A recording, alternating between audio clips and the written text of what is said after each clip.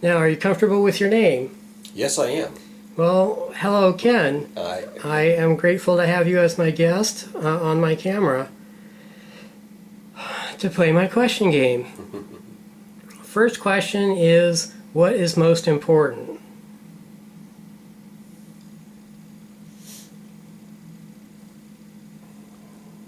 And you make me happy thinking about it.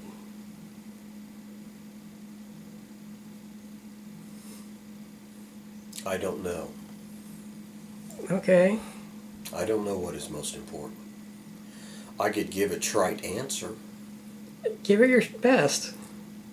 I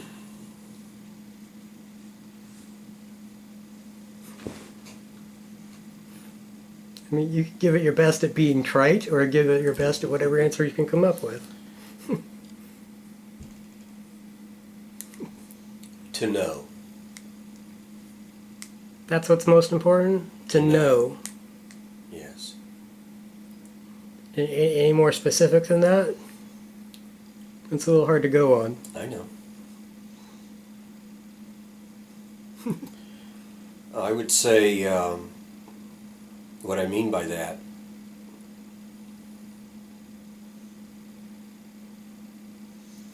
is it is most important for me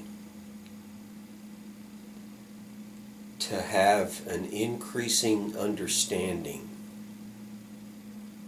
of what I know to be real. And from that understanding flows all the dynamics of what it means to exist, and dare I say, be alive. Does that help at all? By the way, I'm probably not the best person to ask you. You are perfect. My own thought processes tend to scare me. No, I get the picture, and I would dare to summarize what you said is knowledge qua knowledge. Now, qua is a filthy little word you get away with in Scrabble. Okay. What QUA? Yeah, QUA. Okay, it's a great way to get rid of the Q. You know, just need an A and an open U or whatever. Yeah. But what it means is for the sake of. A more common expression is art qua art. Okay. Because, you know, why do you do this? Well, because it's creative, it's fun, I do it for art. Yeah. And in a similar way, we can do that for knowledge. Yeah. And in some cases, we can, you know, cross both of those. Mm-hmm. Was it Descartes that said, I think, therefore I am? Was that his quote? I don't know. Well, I don't know if that was the guy who said that, but the pronunciation is Descartes. Descartes, yeah. That's what I was told in high school and college. Probably so. Descartes. Yeah, he was both a philosopher and a mathematician. Yeah. I don't know if he was one of the people that they had many write-ups on, but I definitely heard his name a lot. Mm-hmm. Anyways, so you did answer what is most important to you. I always want to, you know, see if I can dig a little further, but I think I got a really good answer out of you. I understand just wanting to know for the sake of knowing. Well, I don't. That's not how I think about that. That's yeah. So, the way I think is that it is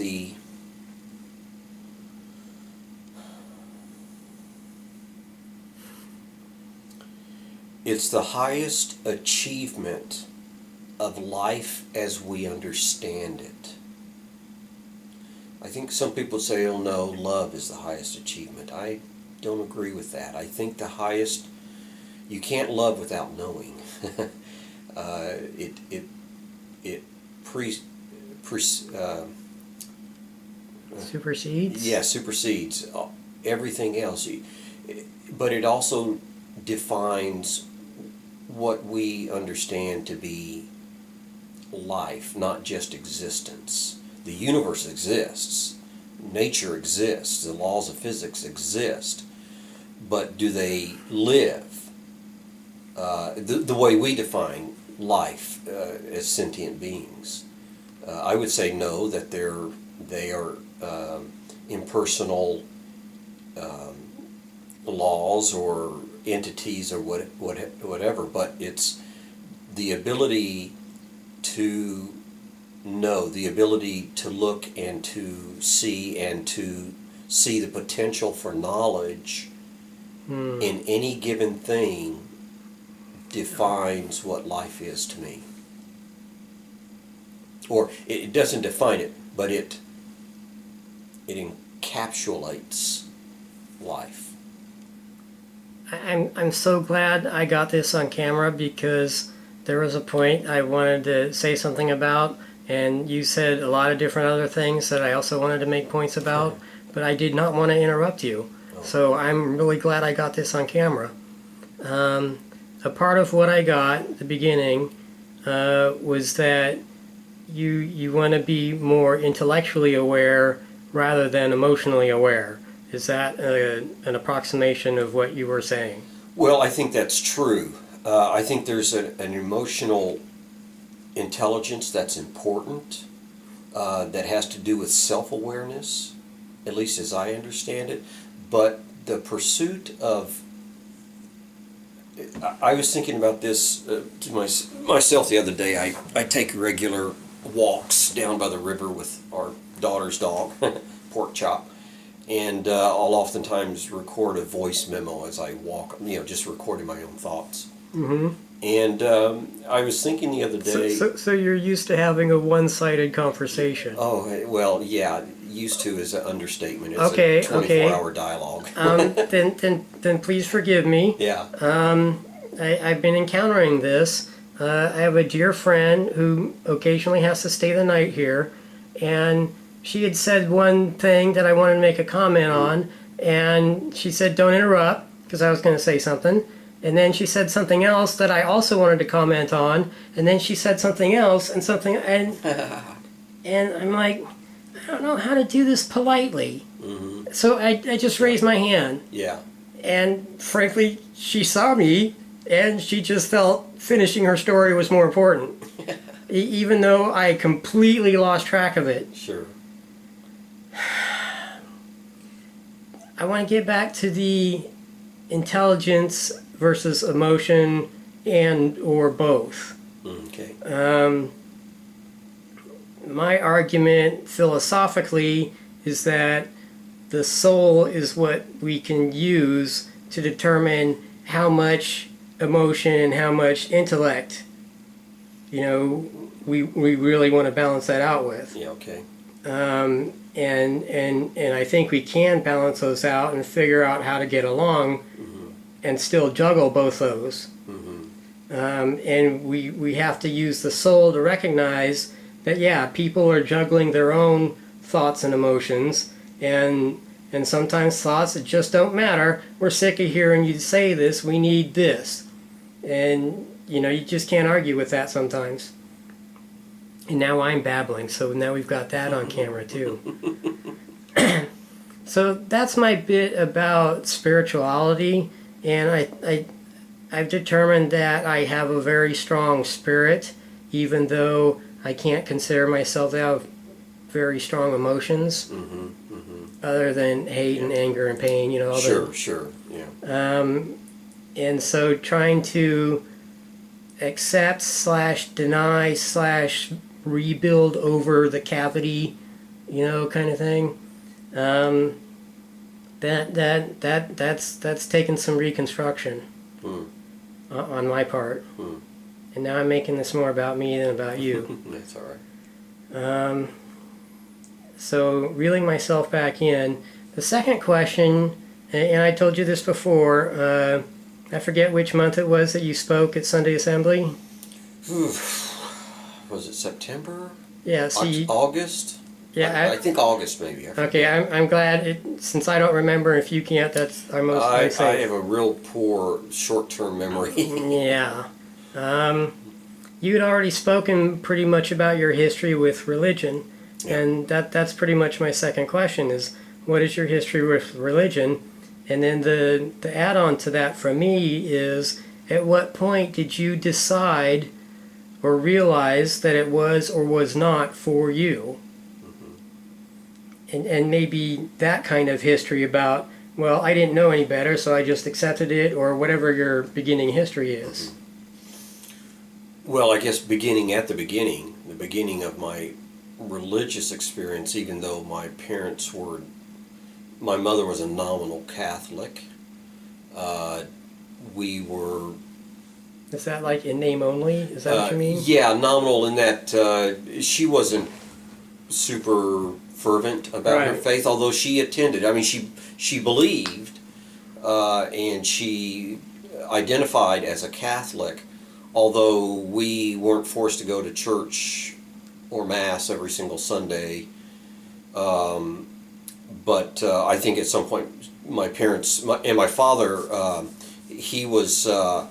I know that he believed in God. As I vaguely recall, we had some conversations about that, and him identifying as Baptist. But regardless, my family was not especially religious. It was the dysfunction of my childhood, the family of my childhood, was far outweighed any social norm that might have occurred within the family. If that makes sense, it does to me. But yeah, that's appropriate detail that would describe my history as well. so there was a lot of substance abuse, a lot of violence that went on in my family, a lot of other things that I don't care to talk about. But yeah, good for you. So by the time and you say that in a way that you've dealt with it, and we can move on now. it's all So resolved. that's good. Resolved So in my please own continue. way. Yeah. So I at the tender age of 17, actually dropped out of my senior year at high school Wow. and joined the Air Force. And a lot of that was, I don't want to say motivated, that because that's not the... A lot of that was a part of the drug engagement that I was in, the drugs that I was doing, and the fact that I really simply was not thinking real clearly in my life at that time. Anyhow, long story short, my father died. Pardon me. Yeah. How long does it take for you to realize that you're not thinking clearly? How long does it take for me to... I'm not sure I understand that question. You mean? Well, you had mentioned that, when you weren't thinking clearly. Oh yeah, as a teenager, Right. Yeah, because of drugs and. Yeah. Okay, so can you put a limit on where you were making sense and then something happened and then you realized you weren't making sense, but you waited this long to recognize that you weren't making sense? No, it's not. That's not it at all. It's when I say not thinking clearly, and that's probably a really poor choice of terms. Okay. I was not equipped or prepared to start making significant life choices. You're here. Okay, so off I go into the United States Air Force at the age of 17, dropping out of high school, and somebody's here. Shall we pause this? Sure. This is my birthday, so we have another guest here. He's okay with us recording. He can be in the background. Doesn't matter if he gets recorded. You were in the middle of a beautiful explanation. Do you recall exactly where you were? So basically, about to jump off into military boot camp at the right age of 17, tender age of 17.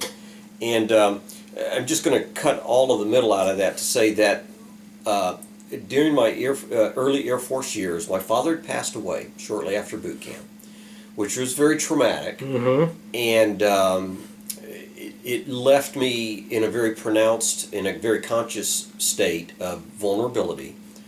And into my life came a sergeant in the Air Force who was a very devout evangelical and who began to witness, share his testimony, and give me gospel literature to read, etc., etc. And the gist of it was that he was telling me, you're a sinner, you deserve to go to hell. God is, you're an object of God's wrath,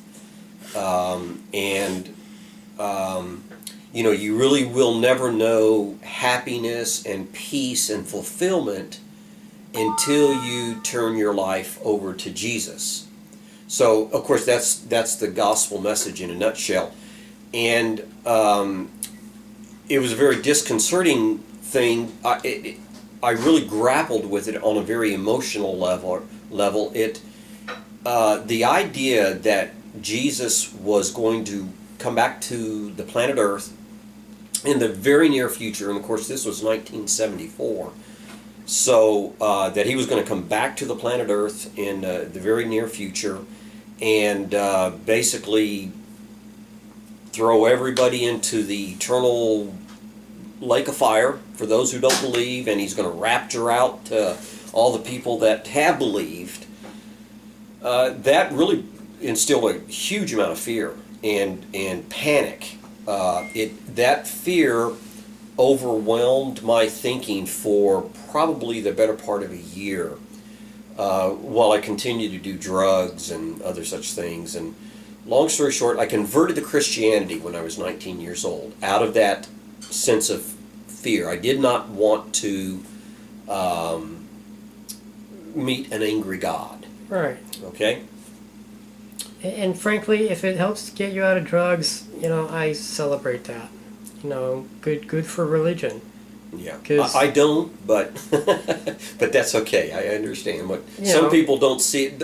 Everybody's experiences are different, and but for me, what religion did for me was it fed a very dark side of my psyche. A very dark side, the side that easily latches on to fear. It's much easier to believe that. Yeah. The idea that I'm a worthless, useless thing that, according to the Bible, only deserves to be tortured for all eternity, that idea fed a self-image that I already had, having grown up in this dysfunctional, violent, abusive home. Anybody who's listened to this kind of stuff, who would experience it, has no difficulty understanding that it's real easy for, if you grow up in that kind of environment, and then along comes a group or an individual or a religion telling you exactly what you already think about yourself. It's real easy to say, yeah, I'm a sinner. Today, if somebody says to me, well, we know we're all sinners, well, I'm not a sinner. If you want to call yourself a sinner, you can call yourself whatever you want to. I'm a human being. Thank you. But I'm not a sinner, because I don't define myself in those terms anymore. But point of the story is that the beginning was a beginning of fear, and so my religious experience was really punctuated by fear. But so all through my whatever that was, 35 years of being a Christian, I could never get to a point where I felt like I had a personal relationship with Jesus Christ. Because, after you become a Christian, suddenly you're in the loving embrace of a Heavenly Father who loves you and blah, blah, blah. I could never feel that.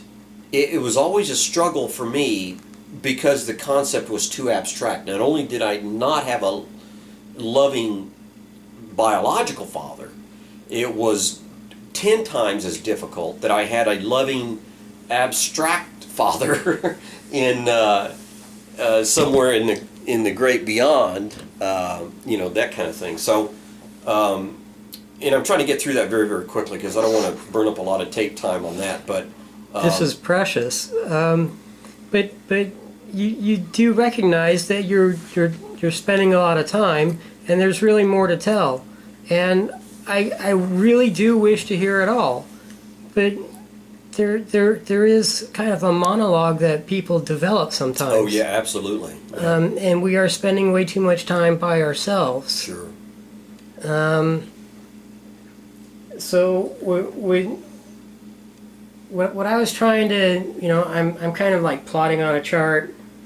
It sounded like you hadn't really encountered religion, but you did have a rough experience with life in general. Sure. Yeah. And then at some point, someone said, "Hey, religion will help you out with that because listen to this." Right.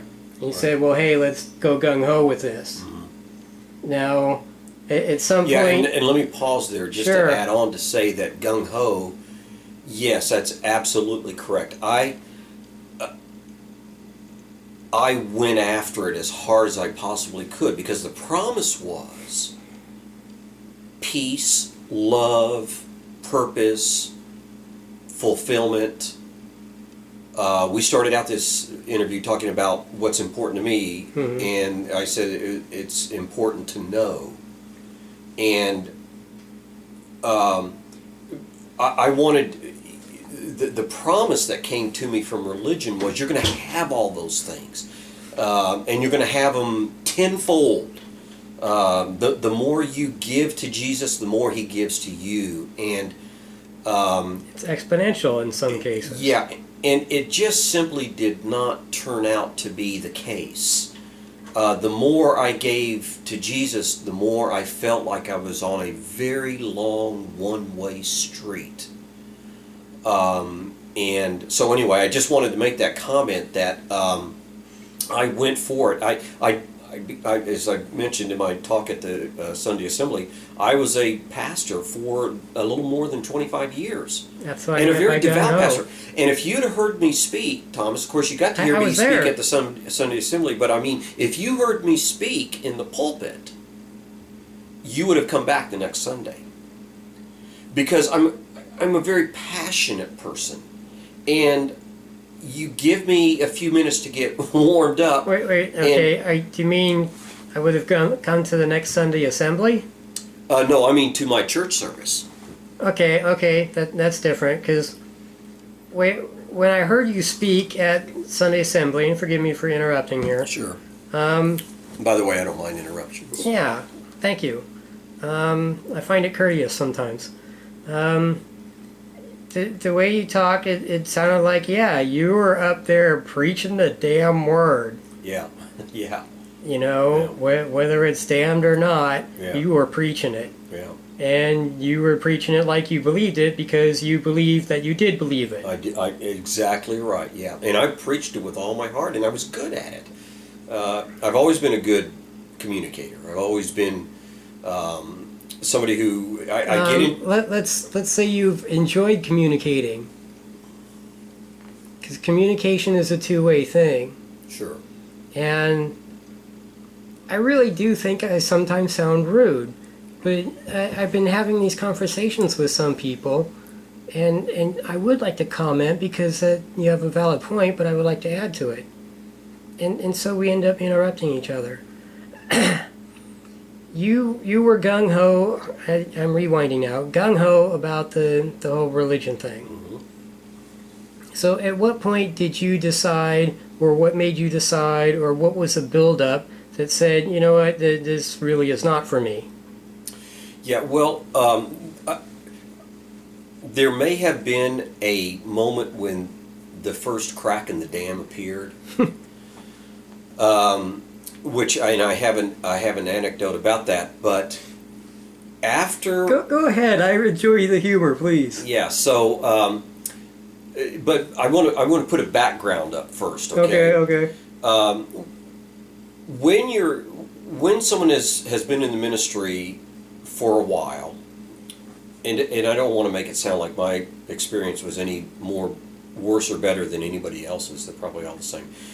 It doesn't take very long before all the idealism around what you started out with that generic gospel message, the power to change a human life through the supernatural intervention of God and the Holy Spirit on an individual, it doesn't take long before that starts to fade into the background or the minutia of having to deal with people. Yes. And in a religious context, go ahead. Recognizing each other's souls. That's not what I mean, but what I mean. But that relates to me. Those are the words that how it relates to me. Okay. Is if I recognize both that I have a soul, that means I have to recognize that you also have one, and that you're weighing the balance between emotion and intellect, and also survival. Some people say, well, yeah, let's try to be civilized and assume that we've got survival. What's on top of the pyramid? Well, someone pointed out, well, with Maslow, it's self-actualization. I'm like, fine, let's say we are all self-actualized. What do we do? What's most important? And I haven't gotten him on camera yet. I hope to one day. But it's just a really interesting concept. So where are we in your history about deciding it was not for you? Yeah, so we are near the end of my ministry career. Okay.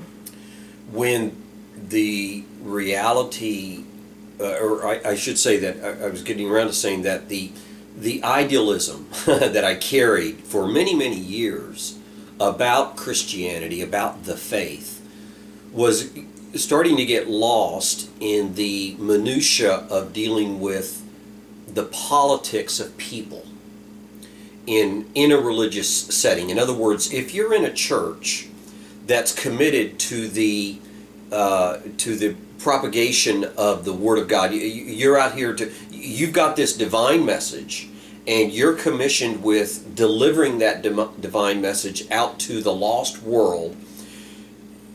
Idealistically, you would think that people would, come together, draw together, and have a common mission, a common goal. They would set aside petty differences and work together and seek harmony and seek to really achieve the embodiment of the message itself.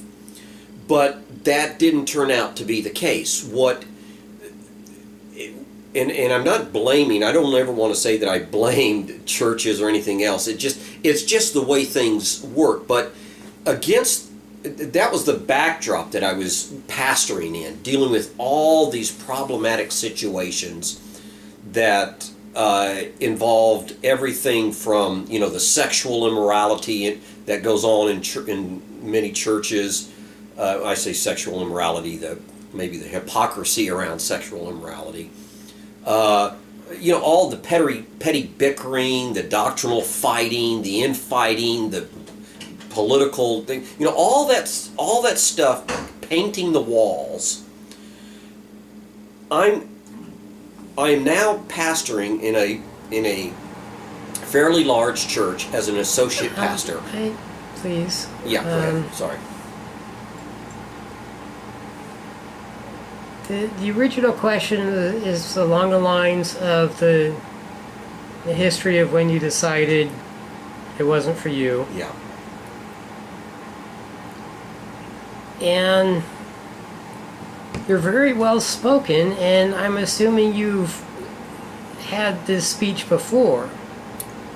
Are you that well spoken that it sounds like you've said this before? Well, or at least in your head? Do you go over this kind of thing in your head like I do?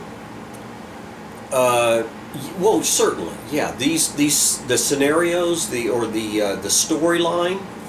Well, certainly, I've rehearsed it many times. Okay. I've reviewed it, I should say, many times. Okay. How did I get to this point? How did I get to this point? You have self-analyzed. Yes. And I have done that as well. At some point, it does feel unhealthy. Have you noticed that? Well, it may sound unhealthy in the middle of the story. To have relived it in your head so many times that when you speak it on camera, it's as if you have rehearsed this, at least in your head. And is this a speech?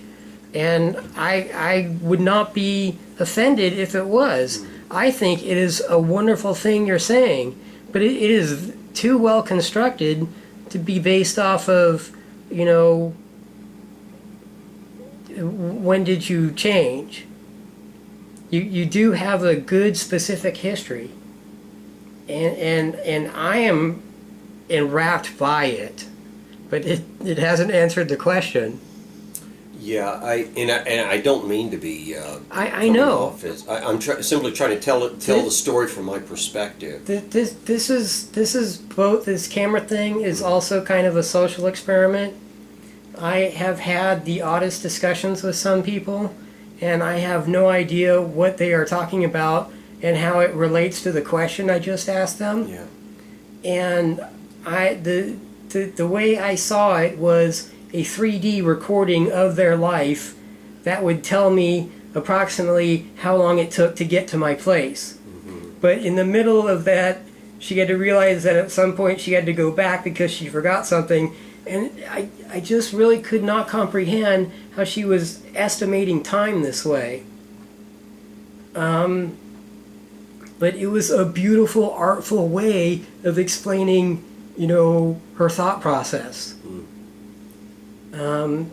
And doing my writings and crap, I'm sure I've said similar things to what I'm speaking to you today in my journal.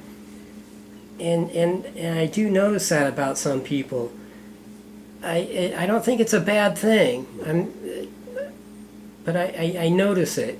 And sometimes I'm wondering if I'm going on too long. So Okay. I'm going to take my own cue and assuming I'm taking too long now. So I'm trying to understand what you're. So you simply want me to make my answers a little bit more shorter, more succinct? See, to me as an engineer, and I've told I have this kind of mentality. If I had a story, and at some point, on page 35, I decided it's not for me. Now, you went from page whatever you were at to, trying to do that thing, but you were hitting every single page, and it's curious, it's interesting, you have my attention, and I'm not trying to be rude, I'm just trying to observe that in order to get to that answer, you have to, step at each page. And I'm noticing that about people, and I'm noticing that about myself. Does that make sense? I think it does. I think I understand what you're saying.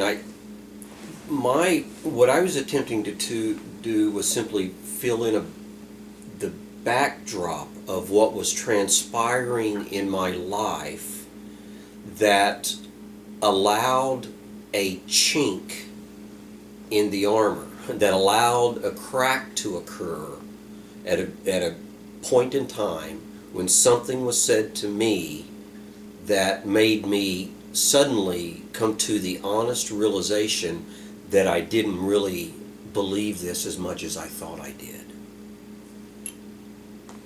And see, to be fair, I did ask for the history, and this is how you record your experience as history. And it's similar to the way when I was talking, about how long does it take to get to my place, and she did all this zigzag maze of her life in 3 dimensions. It's how she saw history. I don't know if that means anything. Well, I can only relay it the way I know to relay it. Yeah, I can't relay it any other way. Right. I've worked through these processes for years, and I worked through the processes. Yes. This mental monologue has been going on my entire life. Yeah. So Okay. I totally feel you. I have kept journals, Thomas, for years, personal journals. I don't keep them as much as I used to, but I kept journals for years. I probably am one of those people who could be classified as an overthinker. Yeah. But Me too. even, I recall, and we'll get off the subject here. I recall when I was welcome to. somewhere in I may have to plug this in at some point. I think somewhere in my early junior high years, I must have been in the 7th grade in Memphis, Tennessee. We lived about 6 blocks from school, so we always walked back and forth to school. And I remember walking home one beautiful spring afternoon. I don't know what I was troubled over. I don't know what I was thinking about, but I was deep, deep in thought. As a very, I don't know how old I was. And I'm walking down the street literally agonizing over something. So much so, it was so pronounced that a couple of girls walked by, and one of them just commented something like,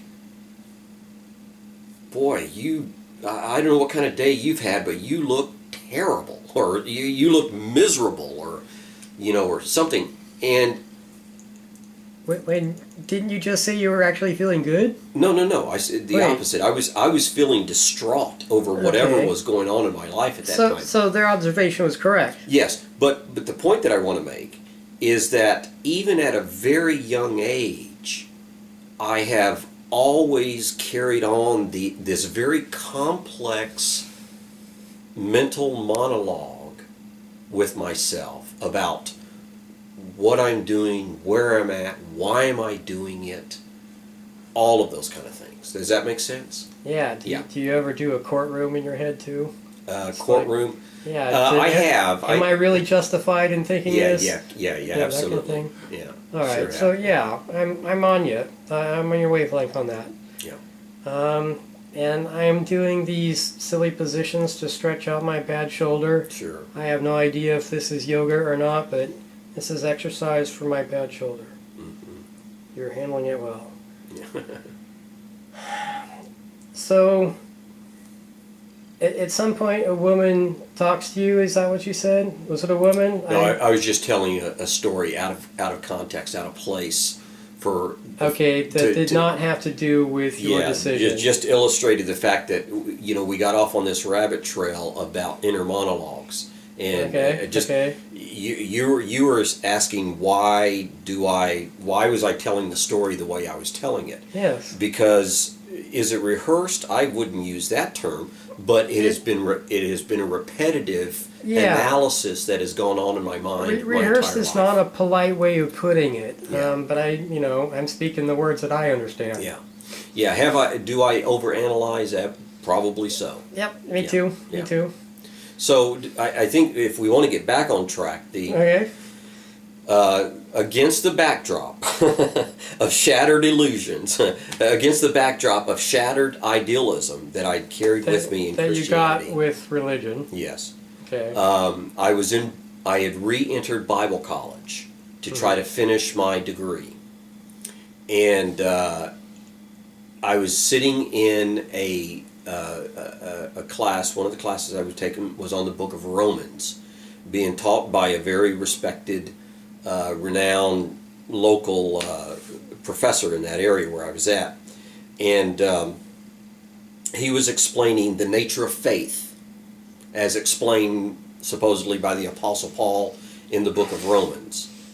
And the deeper he went into his explanation, at some point there turned on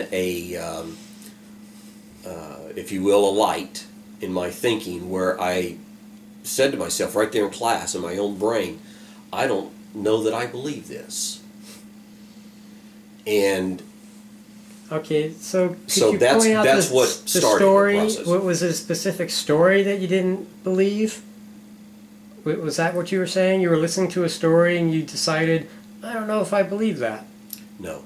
I was listening to a professor explain faith Right. from the book of Romans. Okay. If you go to Bible college, you have to take very in-depth studies on Okay. New Testament and specific books, and the book of Romans is considered the pinnacle of the Christian apologetic explanation for the faith. Does that make sense? No. Okay. I don't know what question that answered. What question did I ask? You asked whether it was a story that I didn't believe. Okay. It wasn't a specific story that he was talking about. It was his explanation of the nature of faith. Really? So one person's point of view did it? No, I wouldn't say that. Okay. So that His was part of a chain then of events. Yes, correct. And his exegesis of the text that we were discussing, that he was talking about, by the time he was done... I'm pondering exegesis, the basic existence. No, exegesis is the parsing of a particular text. So interpretation, maybe? And looking for nuances in words and original meanings and verbs and adverbs kill and how versus murder, that kind of thing. Yes, correct. Yeah, that kind of thing. So as he explained, as he was going through that process, I came to a honest point where I thought to myself, I don't think I believe this as much as I do. In other words, I had a real moment of honest doubt. What was it like? As much as you should or could or would? Sure, any of those. Because up to that point, my faith was all about, I have to do this. Remember, we started going back to why I came to Christianity. I came to Christianity out of threat. I did not want to go to hell. Mm-hmm. Okay, I didn't want to miss the rapture, and I didn't want to go to hell. And so, what keeps that type of a faith in motion is I have to do this. I shoulda. I must. It's you do it not because you feel that you have a good reason to do it. You just have a lot of bad reasons that you don't want to catch up to you. If that makes any sense. In other words... No, you kind of lost me. Yeah, that's all right. I lost myself in that. But and you're totally forgiven in my presence because I do that too often myself. Yeah, but the point is that my faith revolved around this I have to, this is a compulsion. I'm compelled. I must do these things. Not by your own choice. Not by my own choice, or face the consequences. Right. And that's the first act of responsibility is choosing. Yeah, agency, correct. Yeah, and that's a big, and that's a late comer for me, but I never for me, agency... That shouldn't belittle yourself for that, Don't feel guilty for believing. I believe so many things as a person, and a lot of it was just silly, but some of it was important, and when it came down to it, it didn't fucking matter what I believed. That wasn't going to happen. So, on the responsibility thing, I can't take responsibility for having a brain tumor, but it might be good of me to take responsibility for doing everything afterwards. Yeah. So responsibility and freedom, and at some point you realize that this is not for you. Mm-hmm. Yeah. And you described that exact point already now? Now I can't even remember exactly what it was. Yeah, well, it was a long process. Yeah. It didn't start immediately after I allowed that initial doubt to enter, but over the course of the next 10 years or so, that doubt flowered into my current atheism. Okay. And if you don't mind, how old were you when that happened? I left the ministry when I was 40. 49, and I'm 60 years old today. Because I'm 47 today. Oh yeah, okay. So I can relate the age thing. Sure. So even slightly older in my life, at this point, I would be in your life a devout this, that, and the other, but with doubts. Yes, correct. And I thank you for sharing that with me. You bet. I'm realizing that this relates to one of my old questions, which is not one of my standards, is if you were God, what would you do? You know, with infinite wisdom and power and everything. And one thought was, well, I would want to experience everything, and so I would experience everything every human experiences. Why he would want to experience what I have experienced, I have no idea. But I know people have experienced far worse. And I'm trying not to get on my crusade about healthcare. Sure. So it was a process of things that said, okay, you said, about 48 or 9, you decided, I'm sorry, I can't do this church stuff anymore. Yeah, correct. Yeah. And you said you're how old now? 60. 60.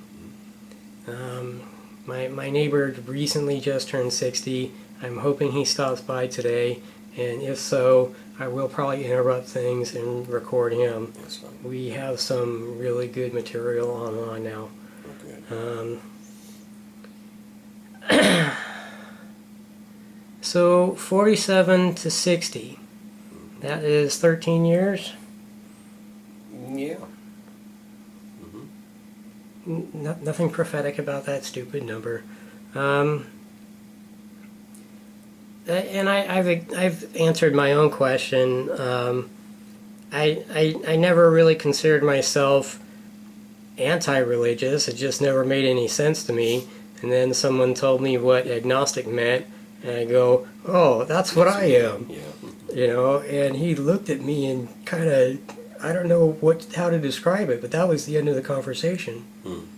And I've repeated this story before, but it seems appropriate to share that with you. And shortly after that was junior high. In high school, I was sitting next to a guy in a history class, and the history instructor explained that, we're going to be talking a lot about religion, but only as a historical context. We're not pushing any religion, because we don't, we're not necessarily atheists or something, but he asked if there were any atheists in the crowd, and the guy sitting next to me raised his hand. I went, wow, what's that like? And I just wanted to engage him. And he and I became really, really good friends. I hope to see him this weekend, but his wife has a birthday very close to mine, so he's usually booked. So, are you satisfied with your answer about your history and when you decided and how often you changed your mind or whatever the case was? Satisfied with the answer I gave you? Yeah, I think I don't want you to think I'm rushing you. I just didn't want to cut you off. Yeah, no, I don't. Okay. It's a long story. God, I'm 60 years old. I've got it. Yeah, and I yeah, like to talk. Yep. I I could chase this stuff around for hours. that's why I love recording this, because if I want to hear that again, maybe I missed something, I really can listen to that conversation again. Okay, so I think we did the whole religion thing. That was my second question. The first question was what is most important, and that was something about reason or collecting knowledge. Is that correct? Not quite. The most important thing to me is the ability to know. that sounds like it might be different than actually knowing. Correct. Yeah, because there are some things you'd rather not know. Not necessarily. Trust me, there are. Okay. That's a part of I mean, me and my heroes are about. From my perspective, it's I can't know what I don't know, or something along those lines. But the most important aspect of my life is my ability to be in the process of knowing. I completely understand a parent's drive to shield their child from unsavory information. So I'm not uncomfortable with sharing. I'm uncomfortable with people knowing that might not necessarily want to know. Yeah, sure. I don't want to gross people out. Sure. But it's been a rough ride. So I'm glad to get a lot of this on tape. And a part of that, I think that's my camera beeping. It is. Let me hold off the next question until I get the cable to hook this up. Okay. And I'll turn this off. We can take a piss break or something. Yeah, sounds good. All right. And then to see what time is it. Okay, Ken. Yes, sir. So the third question is a two-parter. Okay. It's about being a hero. What in your life might others think of you as a hero for? Also, if you were a hero in a comic book or movie or something, what kind of powers would you have? I don't think anybody thinks of me as a hero. I don't think in terms of like that. I understand. My goal in life, Thomas, is to impact the people that I know, especially those that I love, and those that I casually know, to try to impact them for their betterment. That's my goal in life. That's what your real human power is. Yeah. Is your compassion to do those kinds of things. Well, my superhero power would be Factoid Man. Factoid Man? Factoid Man. I love factoids. Because that fits with what's most important is knowing things. Well, I just love facts. I just love, I love to pop out a fact that everybody goes, what? You need to meet my friend James. He takes me grocery shopping every week, and he might even show up today. He is very anal retentive about facts and figures, and one time I bet him that he was wrong, and we bet lunch on it, and we've been swapping lunch ever since. Yeah. So I'm probably not that smart. I just, because I'm only look, I know everything, but the problem is that I've forgotten most of it. So. Yeah, but he just loves trivia. I could call him up. I'm like, hey, who's the actor that was from this doing that? He's like, oh, you're talking about this guy. He's like, yeah, I see him on this other show I'm watching. He's like, oh yeah, that's the episode where blah blah blah. Yeah. And the dude just knows way too much shit. Yeah. I'm not quite one of those. I'm more one of those guys. I get one brilliant moment per year, and I anticipate it, and then when it's gone. I'm sorry, I have to be anal retentive and make sure I'm actually recording. You see a red REC there, right? And then it's like, wait a minute. Yeah, I gotta. It's just that paranoia. No, I don't. Anyhow. Just that total paranoia. Yeah. Sorry, you were saying? Oh, I was just making light of it. You get one brilliant idea. I get one brilliant idea a year, and even then it's not so great. So. Yeah. One of the jokes I've written in my journal is I can't tell you I've had the solution that could create all of the world's problems. I can't tell you how many times I've done that. Because I don't fucking remember. Because it could be infinite, who knows? Yeah. But it's just the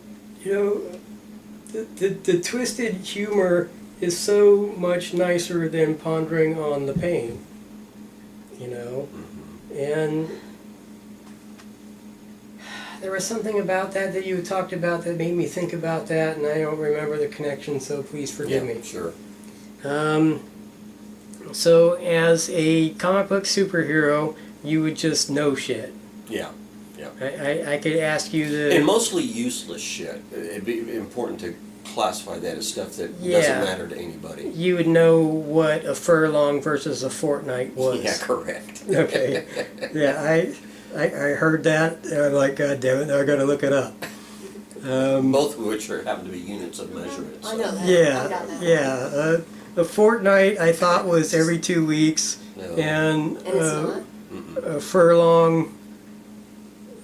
Shit, I don't... Yeah, I sure. think it seems to me it has something to do with Oh, one of numbers. them was length and one of them was time. Yeah, sure. Because he was talking about distance in meters per second, and he said it doesn't really matter what the units are. We know it's length and we know it's time. Yeah. And that's something I've been trying to explain to all of them, because I think they've misinterpreted Hubble's little graph thing, but we can get into that later.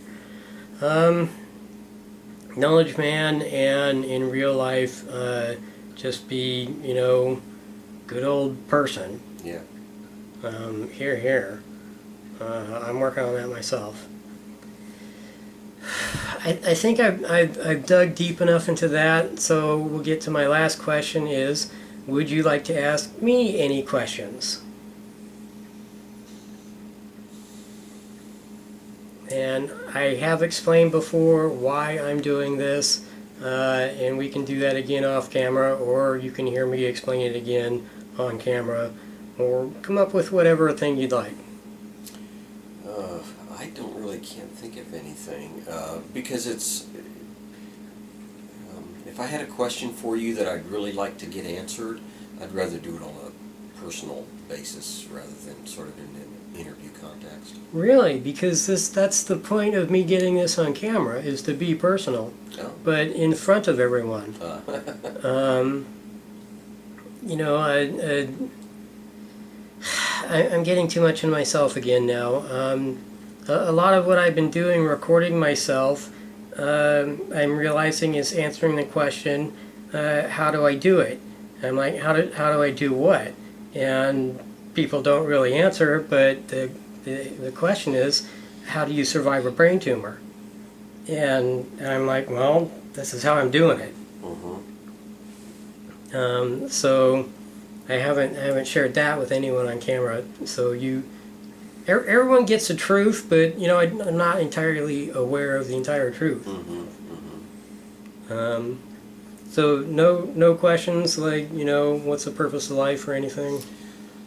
Oh, well,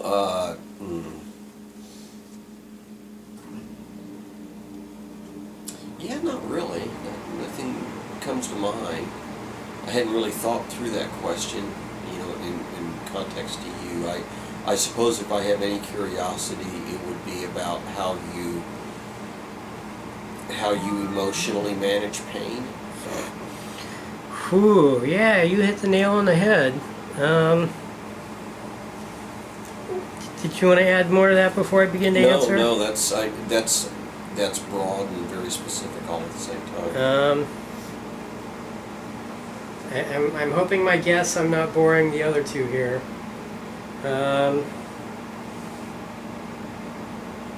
In my video, The 9 Muffins, I may have talked to you about it before. I realized that I can kind of gather the pain, as it were, in my thought process, and just focus on what really fucking hurts, and that's the drill site and the other thing where they pounded the tube through my head. Those two really fucking hurt. And quite often it's like a lightning bolt in between them. So if I could focus that in some kind of magic, fucked up, imaginary realm, and the poetic references of Atlas lifting the world of pain, but using the center of my head as the brace, but this is only while the medication's in full effect, and that means I'm pretty fucking stoned, and that's kind of the way I've been all day. So this is kind of the new true me, as it were. But Atlas isn't quite entirely accurate. It's more like Sisyphus. who rolled a boulder up the hill and then just watched it go down every night. That's the way it is. Sisyphus is, he's on his way up at least while I'm medicated. But once the medication is, when it's time to start taking another one, I'm like, it can't be that quick. So he starts to let the ball roll down the hill again. I'm like, okay, and then that means it's time to medicate again. That's me getting too personal, but I really hope that answers your question. Yeah. Which was again? How do you emotionally manage the pain? Emotionally manage the pain. There is a lot that probably touches that tangentially in my journaling and also in some of my other camera things. I'm not sure how to summarize that. Yeah, but I think the illustrations you gave me were. Yeah. I have tried to accept myself as having emotions, after having my dog, 17 and a half years, tattooed on my arm. And that's as close as I can get. So everything's got to compare to her on an emotional basis. I've become so much more aware of the spiritual aspect as well. You got to have a strong sense of will to be a hero. Got to have a strong sense of will to get through what I've been through. And I am not alone. I got some people who are very much heroes to me, and I've now been accepting, I guess you could call them sidekicks, but other people who really deserve to be heroes in their own right, and I'm giving them some pointers on how to do that. One I've had on camera several times, and I'm really looking forward to me and him continuing conversations on camera.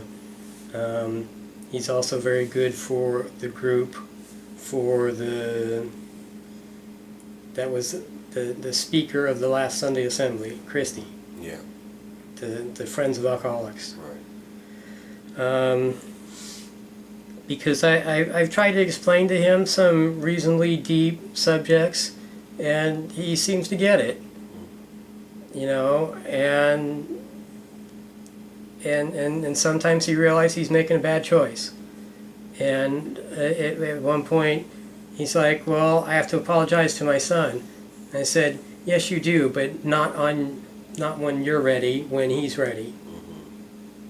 And when I explained to him what that meant, he got it. I don't know if he remembered or if he followed it, but he at least got it at the time. And I'm hoping to connect that way to as many people as I can. And a part of myself trying to record my doctor appointments is I have trouble believing that this is really going on. I can't believe the diagnosis I'm getting. I can't believe the treatment I'm getting. I asked the neurologist, so this is, a couple doctors in, tell me about fibromyalgia. I seem to have all the symptoms. All the women on this other pain site, they talk about it. What can you tell me about it? And he gave me one sentence: it is hard to diagnose. And that means that he did not give a flying fuck. Because that just ended the conversation. It's like, okay, you don't want to do anything about it. Well, that doesn't help me. So that's a part of why I need to get a lot of this shit on camera. I don't believe it's happening to me. My friend Julie Lamarche, I know she doesn't mind me mentioning her name. She runs the endometriosis website, and she gets the same shit, and so do many of the other women. That the doctor said, oh, well, it's just in your head. Oh, well, you just need to take the pill. Oh, well, you just need to get a hysterectomy. And it's like, maybe if it was diagnosed early enough, but most of these women it is not. And the doctors don't want to do anything more, and they just don't care. But they don't mind taking the money to see them to tell them that they can't do anything. And that's the exact same way with me. And I've explained this ad infinitum on camera too. So, are there any other questions you would like to ask me? No, I'm good. Yeah, okay, because we have consumed a lot of time, Yeah. and I really thank you for doing this. You're welcome. So, Thanks.